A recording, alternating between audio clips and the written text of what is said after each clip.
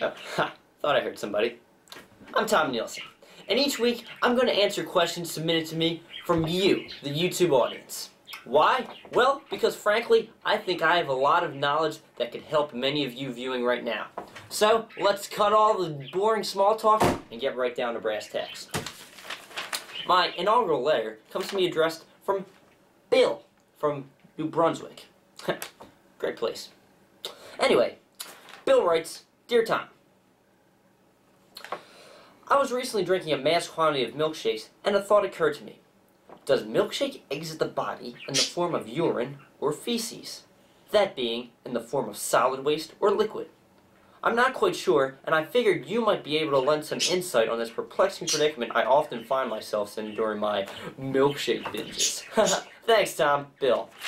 Well, Bill, don't worry. Your milkshake binges are safe with me, but not the rest of YouTube. Anyway, milkshakes, love them. Loved them ever since I was a kid. My dad used to bring me down to the corner saloon and buy 25-cent milkshakes for me while he disappeared into the back room with his Vietnamese gambling buddies. Needless to say, I never really had much of a relationship with my father. But milkshakes, yeah, love them. Drink them to this day. However, I try to keep it in moderation.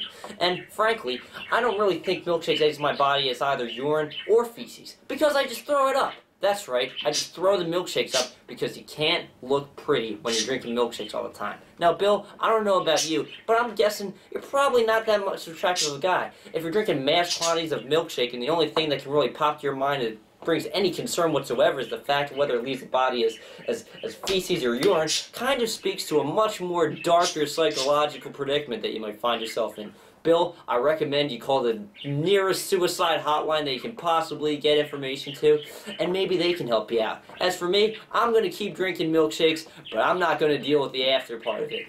Anyway, great, Bill. Keep them coming. My next question comes to me addressed from XXYXXB from the interwebs. XXYXXB writes, "Dear Tom, recently I found the need to purchase a parakeet. Why? Well, I don't really have many friends. My family were all brutally murdered, and I live in the middle of the suburbs of Phoenix. Needless to say, not much going on for me. However, my parakeet manages to brighten up my day, and he really makes life a lot more worth living. Great. However, at night, when I feel the need to get a midnight snack on, my parakeet, who I thought is always safely asleep, always stirs to life and makes his horrible noises. In the daytime, it's great, but at nighttime, I can't stand it. Tom, what can I do to put this parakeet predicament behind me for good?" Well, as you might be able to tell, I have a parakeet situation of my own. Don't worry. They're very easy and docile animals to deal with. The first thing you should try and do is get their attention. Scare them a bit. It's very easy to do so. Like so. And if not, you can always utilize a baseball bat. If you just hit the side of the cage with the baseball bat, you're sure to quiet the animal down. You're sure to quiet it up. The amount of time is regardless. The other thing you can do, and this is maybe if you want to look into getting a dog or a cat or something, is simply eat the parakeet. That's right, take the parakeet from its cage, wring its neck, roast it for about 15 to 20 minutes in a saute pan.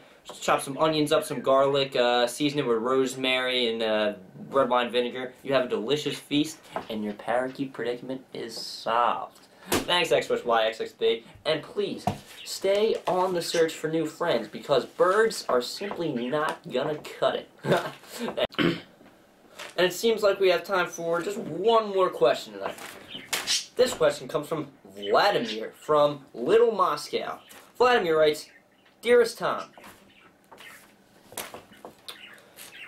I always like the flannels that you wear in your videos. I must ask, where did you purchase these flannels? Thanks, Tom.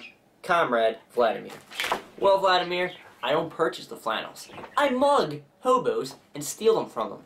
I figure they're probably taking part in some kind of welfare program that my taxpayer dollars are funding. That's all well and good. I might need some clothes every now and then. You might not believe this, but hobos do like to dress sharp to give the illusion that they're not really homeless. It's not a very hard illusion to see through, and once you get down to the rhythms of how they change their clothes and obtain it, it's very easy to hold a...